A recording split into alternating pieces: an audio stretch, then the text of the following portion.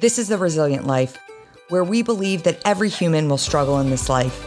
Our challenge is to struggle well. I'm Ryan Manion. I lost my brother to war, my mom to cancer, and I'm the daughter of a retired Marine. I'm also a wife, mom, author, and president of one of the nation's leading veteran service organizations. Join me and some incredible guests as we explore the value of struggling well through life's inevitable challenges. So we are kicking off another episode of the Resilient Life podcast, my first solo episode. I'm not quite sure how I'm feeling about this. I'm still trying to process it, but I am believing in my team that the idea this week would be to bring you some of my reflections and perspective on Memorial Day. Memorial Day is less than a week away. And for me, as a Gold Star family member, and let's start there. What is a Gold Star family member? Because I will tell you that before Travis was killed, I had no idea what a Gold Star family member meant. I know that before Travis's death, my mom would have a flag that she hung on the front door. The flag had a red border with a blue star. In the middle of it, most of us have heard of Blue Star families. So Blue Star families are families that have someone currently serving, currently deployed. What I didn't know is that if your loved one who is represented on that blue star is killed while serving, then that blue star turns to a gold star. And that is what happened to my family on April 29th, 2007. Here we are 16 years later, and that gold star banner, it's actually a stained glass flag, is still hanging in the front window in my living room. I remember getting a little box, and it was a box that I believe had been sent to us from the Department of Defense. And it was a pin, a small little lapel pin, purple background, gold star in the middle, very small, very discreet. I wore that pin for a long time. When I was going to anything formal, people would ask me what it meant. I proudly would tell them that I was a Gold Star sister. So that gold star is a painful reminder of what I had lost. And I remember the first Memorial Day after Travis's death. We were in Avalon, New Jersey, my second home. It's a place where I've spent almost all of my summers. And I remember the town saying they wanted to have a Memorial Day presentation, ceremony, and honor us. And that weekend, which for so many years had been a weekend where I would spend time with my family and my friends and jump in the ocean if it wasn't too cold. And when I got older, hit the bars for the first time down at the Jersey Shore. That weekend was vastly different. And that year, that Memorial Day, just less than a month after Travis was killed, I remember standing outside in the square right in the center of Avalon. And right next to it was a bar, the Princeton. And it was a bar that my brother and I had spent many, many nights in. And they held a beautiful Memorial Day ceremony. And they turned to me and handed me a folded flag representing my brother's loss. And it was just this clear like distinction of what was and what had been. As I was holding this folded flag in the center of town, and I was looking to the right at the building, the bar that I should have been in that night with my brother, right? That bar that we should have been hanging out in and enjoying that weekend. And so I'm going to be honest with all of you and share that before my brother was killed, I did not appreciate or understand fully what Memorial Day stood for. For me, it was the unofficial start to the summer. But 16 years later, I want to do my job, play my part, play my role, to do everything I can to not let there be another Ryan Manion walking around in 2006 before her brother is killed in Iraq, painfully unaware of what Memorial Day is. I don't feel guilty about those weekends I spent, Memorial Day weekends I spent with my family and doing things that most of Americans do that weekend, that beautiful long weekend. But what I do feel guilty about is not taking just a minute, just a small second out of my day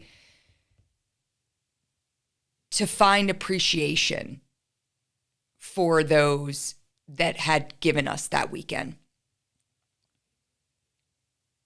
Travis's ultimate sacrifice is what led to the formation of the Travis Manion Foundation.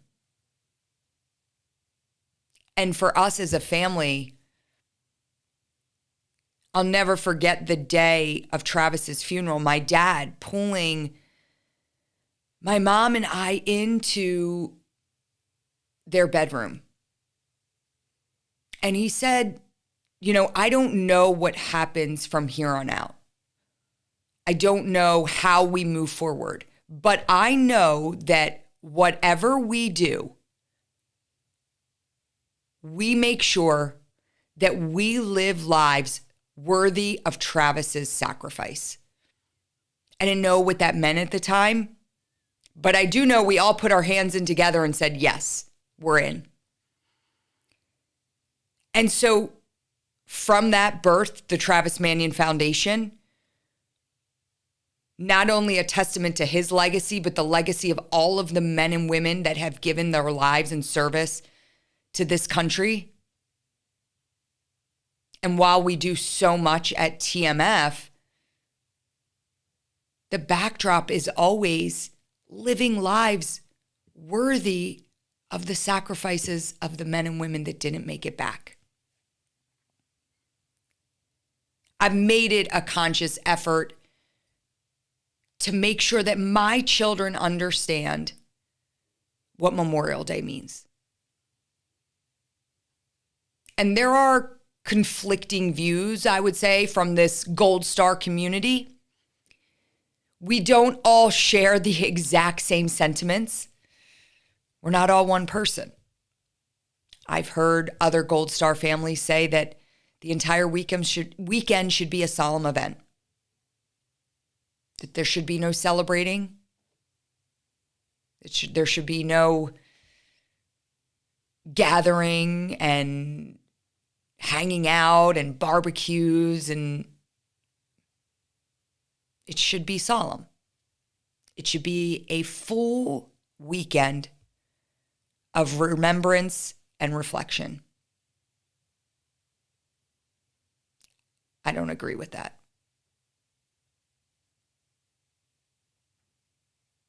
I believe that we have an obligation as a society to be aware and understand what Memorial Day means. We have an obligation to pass down what Memorial Day is all about to our next generation. But we also have an obligation to show our next generation what we do and why we do it, right? So this idea, I think about if Travis was still here after coming out of serving with a post 9/11 generation proudly in this 20 plus year war that just ended. Before Travis was killed, he had already lost friends. So what would Memorial Day look like to him? For me, I think Travis would still be in Avalon with us. We'd still be going to the Princeton on Saturday night. But I also think Travis and I would have had conversations about the greatness of the men and women who have gone before us and what those sacrifices meant. I've said it for many years now that the littlest thing you can do, the smallest thing you can do as you enter into Memorial Day is to learn one story. Learn one story of one fallen service member and pass it around. So when you're sitting there at your barbecue, at your get together, share that story. And I've had people say, well, how do you find the story? Go online. Google fallen service members, and then you can put in any conflict. I like to go on and say fallen service members from the Vietnam War, fallen service members from World War II, fallen service members from World War I, fallen service members from the Korean War, and lastly, fallen service members from Iraq and Afghanistan. I promise you, the stories are endless and they're very easy to identify. So that's the least you can do. A few years ago, during the height of COVID, one of the things we did at the Travis Manion Foundation was to help play a part in getting to visit the grave sites of service members on Memorial Day weekend. This year, we have 13 or 14 cemeteries across the country and hundreds of volunteers that will come out. At Arlington National Cemetery, we have over 300 volunteers already registered. Over the course of Memorial Day weekend, we'll have volunteers visit over 10,000 grave sites of service members. I love this concept because it is a tangible way for us to go out and do something. To take 1 hour out of our day to bring our kids to stand in front of a tombstone, to read that name. How easy is it for us to forget? How easy is it for us to not fully comprehend?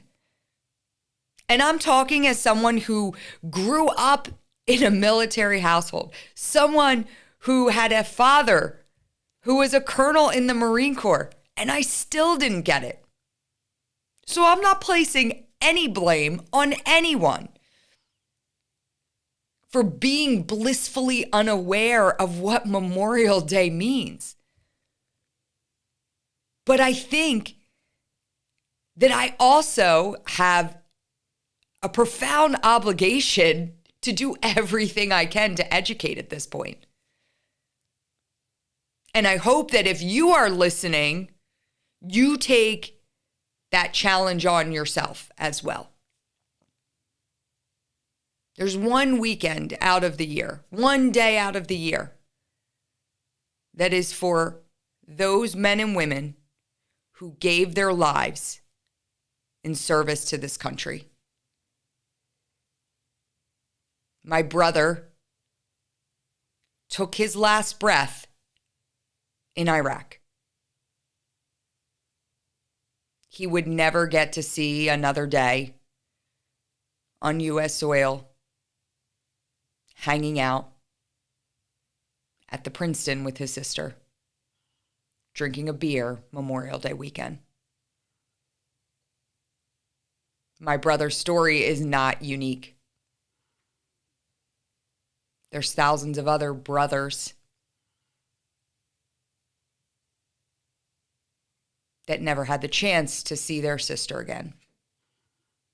There's thousands of other husbands and wives, sons and daughters. And it's very easy for us as a society to forget that, to overlook that, to not pay attention to that, and to be blind to that. I feel some sort of way, I guess, about not fully grasping what it means to live in a free society.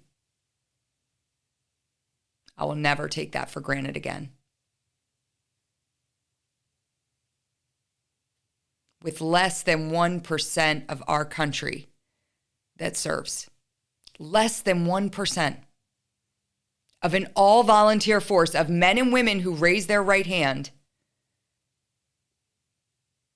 in defense of our freedoms. They join for many different reasons. Of course, not all the same, but they all go in knowing one thing, that by raising their right hand, that by taking that oath, they are inevitably putting themselves in danger, right? It's what our service members do. It's what our first responders do. And we take it for granted. So this year, let this be the year that you don't take it for granted. Let this be the start of not taking for granted these men and women. Not waiting till tragedy shows up at your door, right? And it probably won't happen to you. But not waiting until you're personally affected by something to care about something.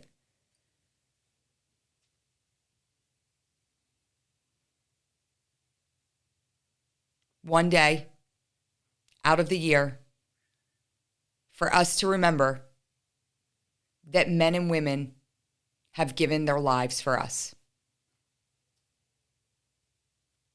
Find a story, share a story.